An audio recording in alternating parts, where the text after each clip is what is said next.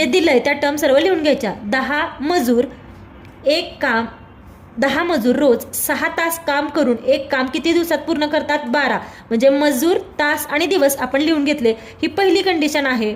Equal to दुसरी condition, तेच काम 20 मजूर 9 तास काम किती दिवसात पूर्ण करतील? म्हणजे दिवस विचारले आपल्याला. हे M1 T1 D1 बरोबर M2 T2 D2. आता आपल्याला D2 ची व्हॅल्यू काढायचं आहे. मग हे गुणाकारात आहे, इकडे भागाकारात आणूया. म्हणजे 10 गुणिले 6 गुणिले 12 भागिले इथे काय येणार? 20 गुणिले 9 बरोबर हे D2 येणार. मग आता ह्या 0 ला हा 0 कॅन्सल झाला. इथे 6 1 6, इथे 0 ला 0 हा कॅन्सल झाला.